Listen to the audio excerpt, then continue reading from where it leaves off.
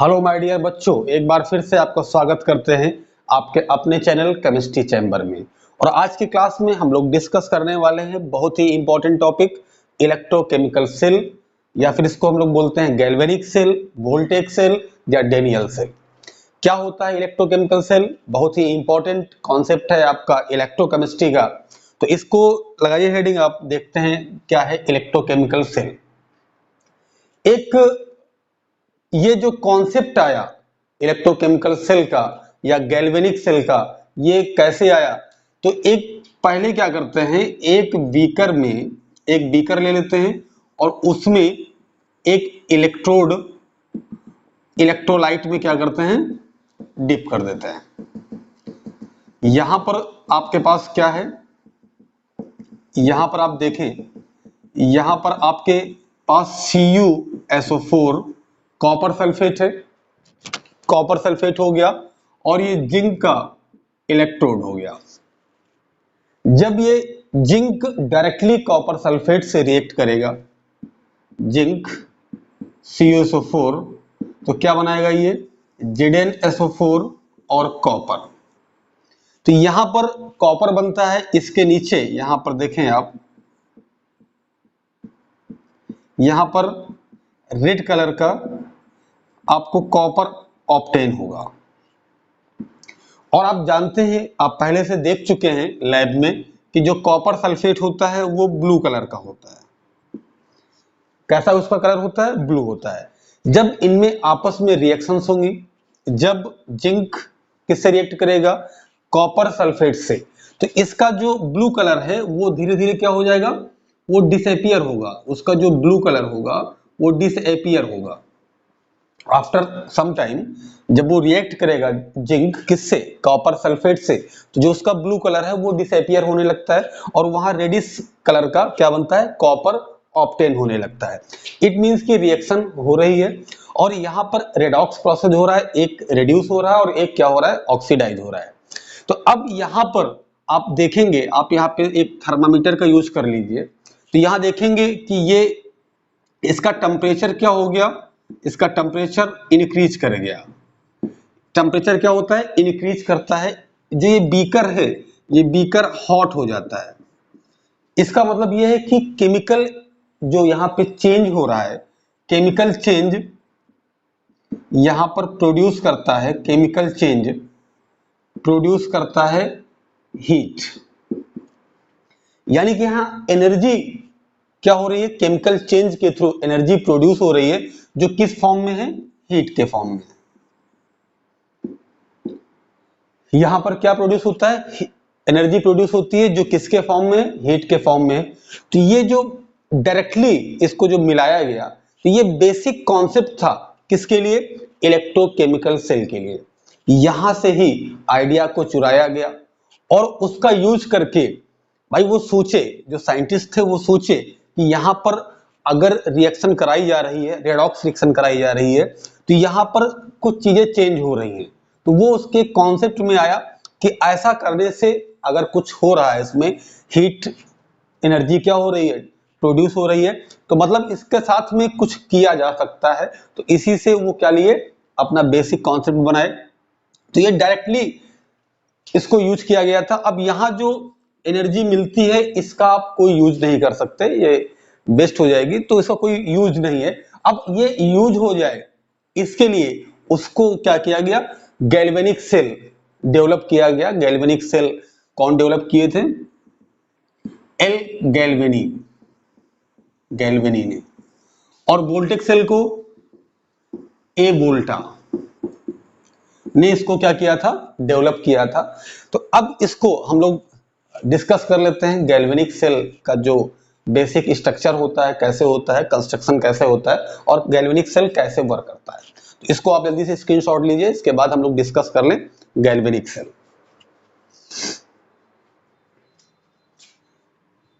चलिए,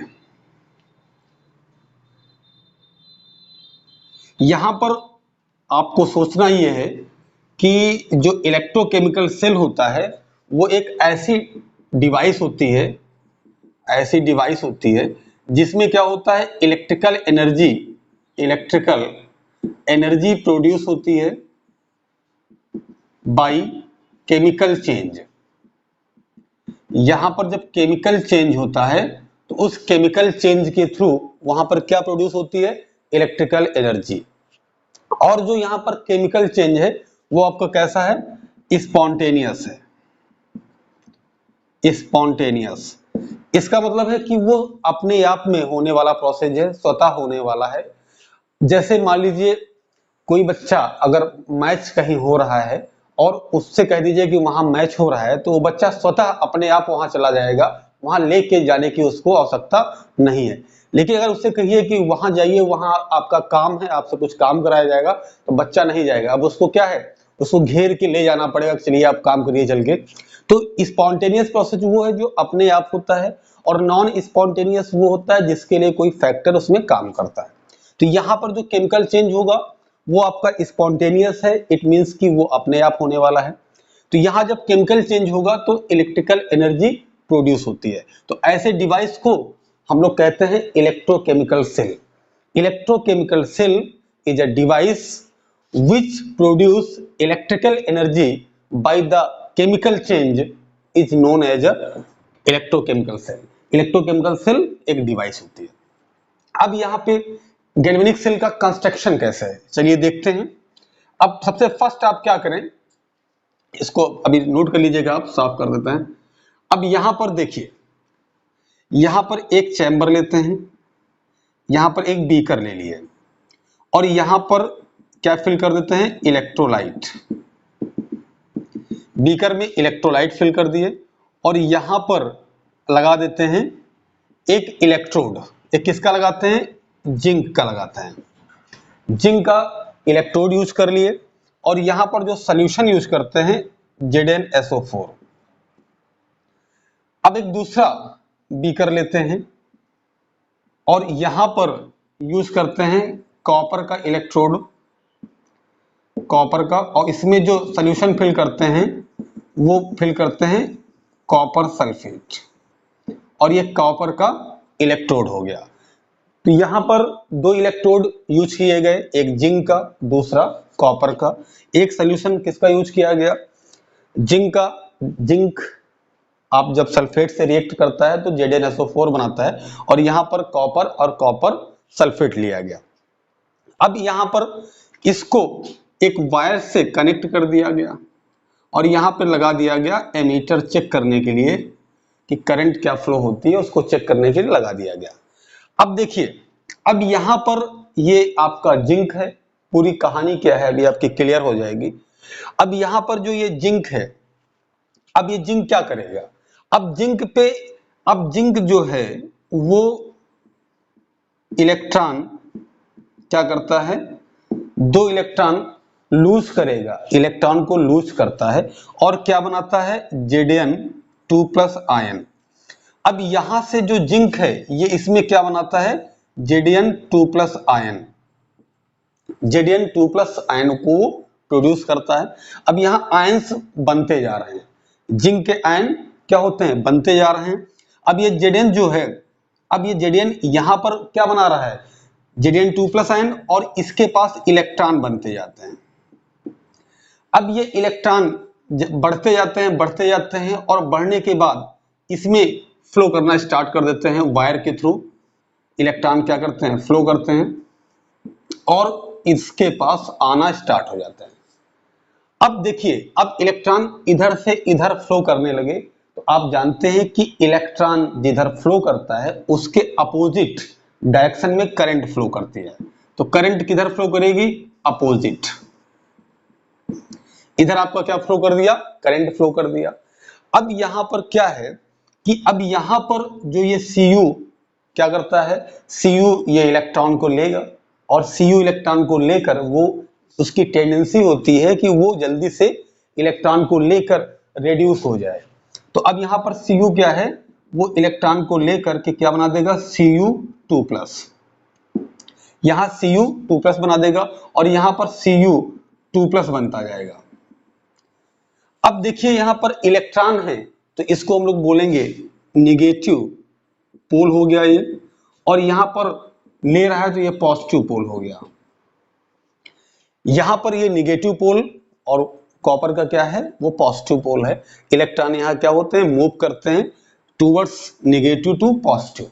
इलेक्ट्रॉन जो है वो निगेटिव पोल टू, इलेक्ट्रॉन किधर मूव करता है, इलेक्ट्रॉन मूव करता है निगेटिव से पॉजिटिव की तरफ, और करंट मूव करती है positive to negative, positive to negative current move करती है।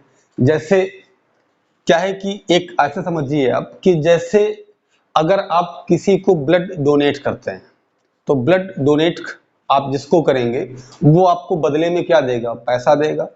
तो यहां पर क्या है, ये इसको मान लीजिए इलेक्ट्रॉन डोनेट कर रहा है, इलेक्ट्रॉन इसका ब्लड हो गया, ये इसको इलेक्ट्रॉन डोनेट कर रहा है, तो ये बदले में उसको क्या दे रहा है, पैसा दे रहा है।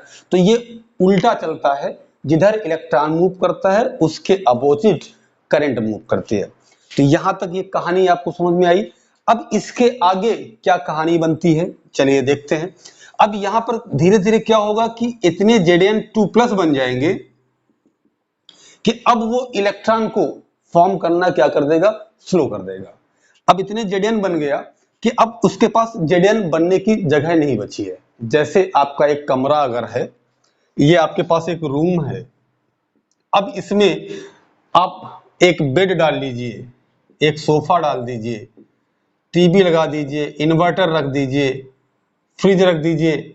अब कितनी इसमें जगह होगी, अब जगह इसमें क्या हो गई, सब पूरी स्पेस उसका भर गया। तो अब यहाँ कोई चीज अब रख ही नहीं पाओगे आप, अब बैठा नहीं पाओगे उस पर कोई, अगर आप चाहो कि 10 आदमी को बैठा लें तो बैठा नहीं सकते। तो अब क्या है कि इसके चारों तरफ क्या है, Zn2+ आयन जो है वो उसके चारों तरफ आ चुके हैं। तो अब क्या है कि और Zn2+ नहीं बनता है। तो अब धीरे धीरे जो इलेक्ट्रॉन का जो मूव था वो स्लो हो गया। जब इलेक्ट्रॉन का मूवमेंट स्लो हो जाएगा, इलेक्ट्रॉन बनना ही कम हो गए, तो अब क्या होगा, अब करंट का फ्लो होना क्या है, स्लो हो गया। देखिए जैसे क्या है, आप रेगुलरली हर मंथ जाते हैं, आप क्या करते हैं, आप ब्लड डोनेट करते हैं, तो आपको पैसा मिलता है। लेकिन उसके बाद क्या है कि धीरे धीरे आपके बॉडी में ब्लड बनना बंद हो गया। तो अब क्या है कि आप डोनेट कर पाओगे, नहीं कर पाओगे। अब आपको पैसा मिलेगा, नहीं मिलेगा। तो यहाँ क्या है, जैसे जैसे इलेक्ट्रॉन यहाँ पर क्या हो गए, मिनिमाइज हो गए, वहां करंट फ्लो करना क्या हो जाएगा, स्लो हो जाएगा। तो अब यहाँ पर क्या है कि कुछ समय बाद बैटरी आपका काम करना बंद कर देगी। तो अब इसके लिए क्या करते हैं हम लोग, इसके लिए एक और टेक्निकल हम यूज करते हैं। क्या, देखिए एक इन्वर्टेड यू ट्यूब यूज करते हैं, यू ट्यूब, यू ट्यूब, एक यू ट्यूब नहीं, ये कौन सा यू ट्यूब है, ये यू के आकार की एक ट्यूब यूज करते हैं, ठीक है। अब इसके अंदर क्या फिल कर देते हैं, इलेक्ट्रोलाइट, इलेक्ट्रोलाइट फिल कर देते हैं। अब ये इलेक्ट्रोलाइट कैसा होता है, इनर्ट होता है, मतलब क्या है कि ना इससे रिएक्ट करेगा और ना ही इससे रिएक्ट करेगा। अब यहां पर आप इसको ऐसे यूज कर लीजिए, ये आप लगा दिए यहां पर, इसको बोलेंगे आप सॉल्ट ब्रिज, सॉल्ट ब्रिज। अब यहां आप सॉल्ट ब्रिज का यूज कर लिए। अब यहां पर आप जो इलेक्ट्रोलाइट फिल करेंगे, आप इलेक्ट्रोलाइट आप KCl फिल कर सकते हैं, KNO3 आप फिल कर सकते हैं, NH4Cl आप फिल कर सकते हैं। तो ये आप इलेक्ट्रोलाइट इसमें फिल कर सकते हैं। बस आपको ये ध्यान रखना है कि ऐसा इलेक्ट्रोलाइट फिल करिए जो प्रेसिपिटेट ना बनाने पाए। जैसे यहाँ पर मान लीजिए KCl आप फिल करते हैं, तो वो इससे जो यहाँ पर रखा हुआ है सोल्यूशन, उसमें जो आयंस हैं, उसके आयन से वो प्रेसिपिटेट ना बना पाए। तो जब प्रेसिपिटेट नहीं बना पाएगा तो कोई मतलब ही नहीं होगा उसका। तो यहाँ पर ये चीज थोड़ा सा देखेंगे। और ऐसे भी इलेक्ट्रोलाइट यूज करेंगे जिसकी मोबिलिटी क्या होगी, ज्यादा होगी, ठीक है। अब ये करता ये है, सॉल्ट ब्रिज का फंक्शन क्या है, सॉल्ट ब्रिज सबसे पहले क्या करता है, कंप्लीट करता है सर्किट को।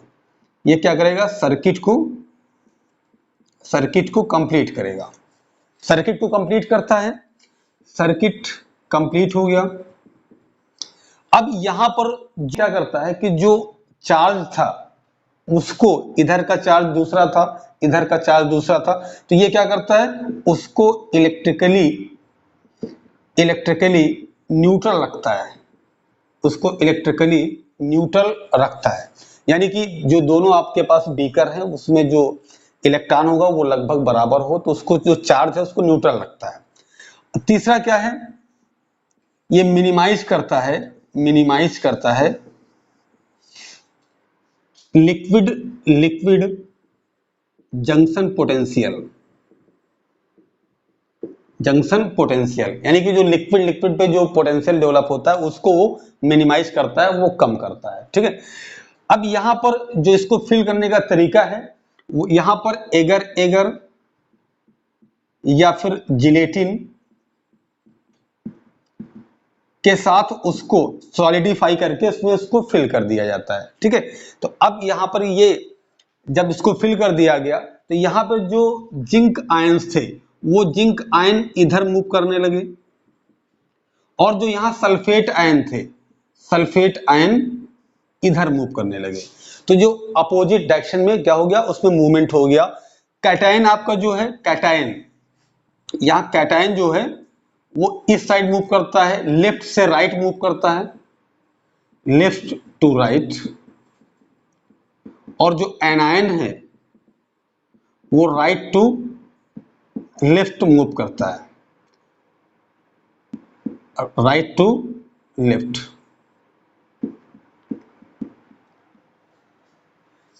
ये पूरी बच्चों कहानी थी। अब इसमें अब मेन देखना है कि आपको एक आपके पास ये सेल हो गई, इसको हाफ सेल बोलेंगे, एक आपके पास ये हो गई, इसको भी हाफ सेल बोलेंगे। दोनों को जब कंबाइन करते हैं तो पूरी कंप्लीट सेल होती है।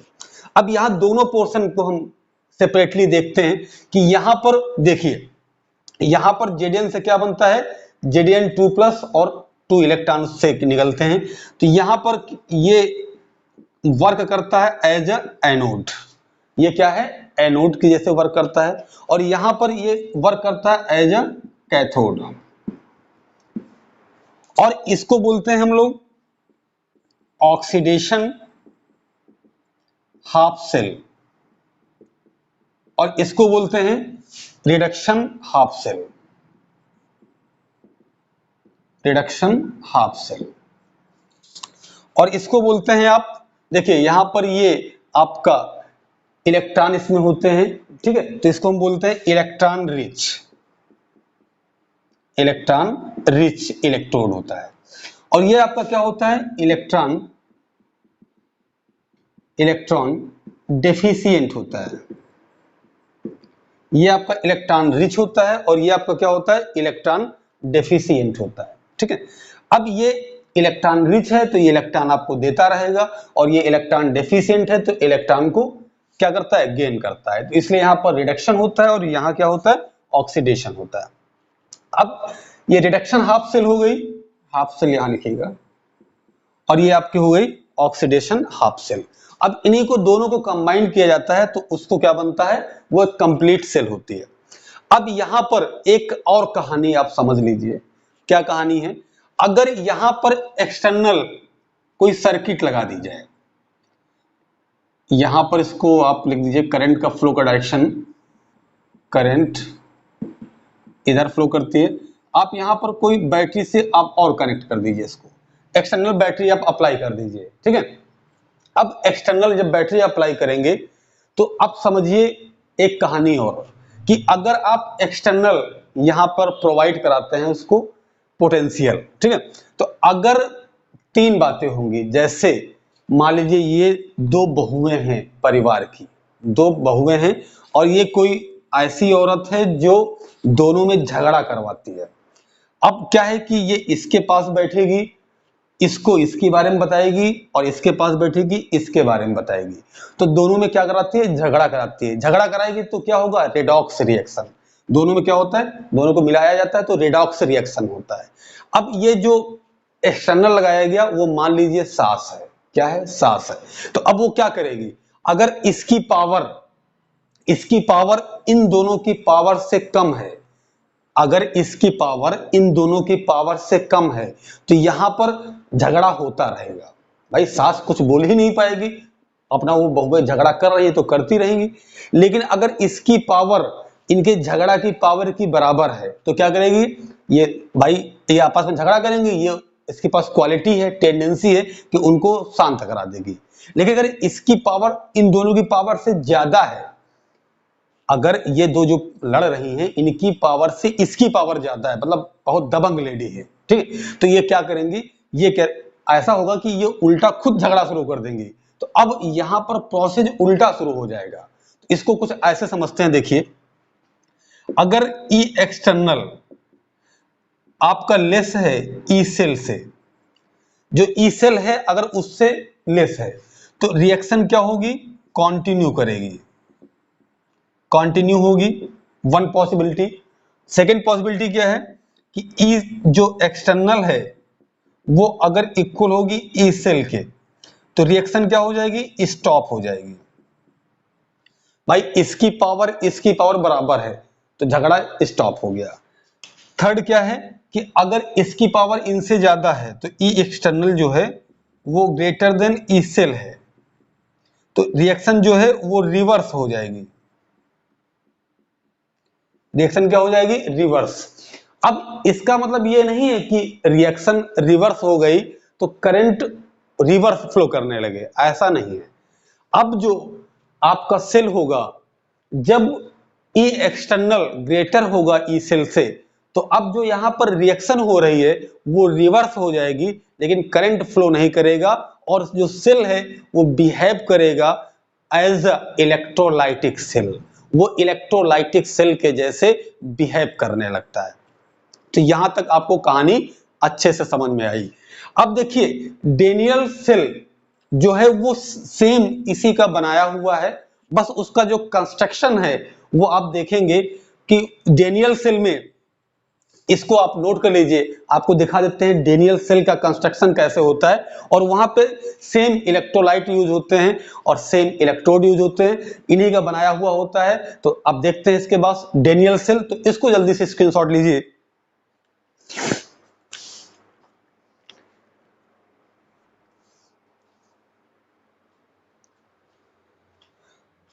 चलिए डेनियल सेल देख लेते हैं हम लोग। डेनियल सेल क्या है और उसके बाद हम लोग देख लेंगे कि सेल का रिप्रेजेंटेशन कैसे करते हैं, आप कैसे रिप्रेजेंट करते हैं उसको भी आप समझ लीजिए। और उसके बाद कोई अगर आपको डाउट हो तो आप कमेंट करिएगा।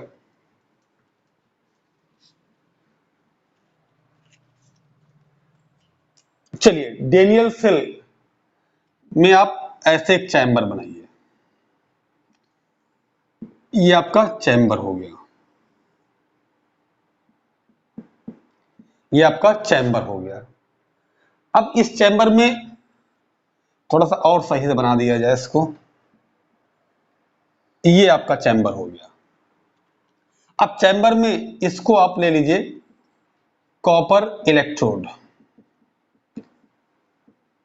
जो ये जिसका बना हुआ है वो कॉपर का बना हुआ है तो ये एक्ट करेगा एज अ कॉपर इलेक्ट्रोड। अब इसके अंदर एक और चैम्बर लगाते हैं, ये लगा दिए इस तरह। अब इसमें हम लोग फिल कर देते हैं जिंक सल्फेट और इसमें लगाते हैं एक इलेक्ट्रोड, किसका, जिंक का, जिंक का लगा दिए इलेक्ट्रोड, ये जिंक इलेक्ट्रोड हो गया। और इसको जो ये जो इसकी बॉडी है इसको करते हैं पोरस,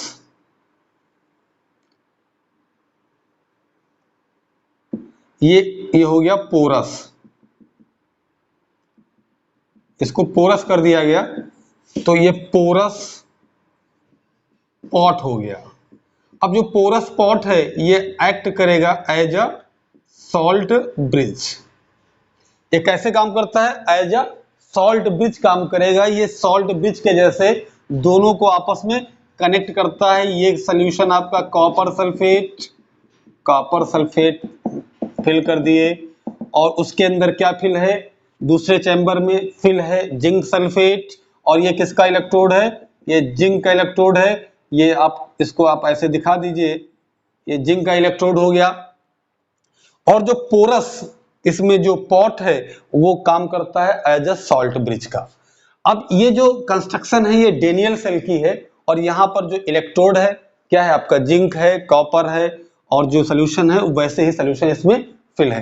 तो ये डेनियल सेल का कंस्ट्रक्शन था। अब देखिए, अब सेल को कैसे रिप्रेजेंट करते हैं, तो आप देखिए दो रिएक्शन आपके पास होती है। एक जो ऑक्सीडेशन हाफ रिएक्शन जो होती है, जिसमें जिंक क्या होता है, डिक्रीज करता है। जिंक क्या करता है, डिक्रीज करता है। जिंक धीरे धीरे आपका क्या होगा, जिंक ये जो है आपका धीरे धीरे डिक्रीज करने लगेगा, कम होने लगेगा। और कॉपर जो है ये आपका ये धीरे धीरे इंक्रीज करने लगेगा। ठीक है, तो यहां पर जिंक डिक्रीज होता है तो Zn से क्या हो जाएगा, Zn2 प्लस 2 इलेक्ट्रॉन। और रिडक्शन हाफ रिएक्शन में क्या होगा, रिडक्शन हाफ रिएक्शन इसमें क्या होगा, इसमें क्या होगा कि इसमें कॉपर इंक्रीज करता है। ठीक है, ये कहां पर होता है, इसको आप सेल भी लिख सकते हैं, सेल। यहां पर क्या होगा, यहां कॉपर आपका क्या करेगा, Cu2 प्लस 2 इलेक्ट्रॉन लेकर क्या बनाएगा, Cu। यहां Cu2 प्लस 2 इलेक्ट्रॉन लेकर क्या बनाता है, ये रिड्यूस होता है और कॉपर बनाता है। तो अब यहां पर देखिए एक एरो ये हो गया और दूसरा एरो ये हो गया, तो इसके बीच में जो एरो लगा है उसको आप दिखा दीजिए एक सिंगल लाइन से, तो Zn2 प्लस। अब देखिए इनकी कंसंट्रेशन अलग अलग है, तो इसको आप मान लीजिए C1 हो गया। अब देखिए अब बीच में एक सॉल्ट ब्रिज काम करता है, क्या काम करता है, सॉल्ट ब्रिज। तो सॉल्ट ब्रिज को डबल लाइन से आप दिखाएंगे, सॉल्ट ब्रिज को आप डबल लाइन कर देंगे। तो अब इसके बाद क्या हो जाएगा, यहां पर हो गया Cu2 प्लस। अब इसकी कंसंट्रेशन जो है वो दूसरी होगी, इसको आप लिख देंगे C2 और फिर सिंगल लाइन Cu। तो इस तरह आप सेल को क्या कर सकते हैं, रिप्रेजेंट कर सकते हैं। तो इस तरह आप सेल को रिप्रेजेंट कर सकते हैं।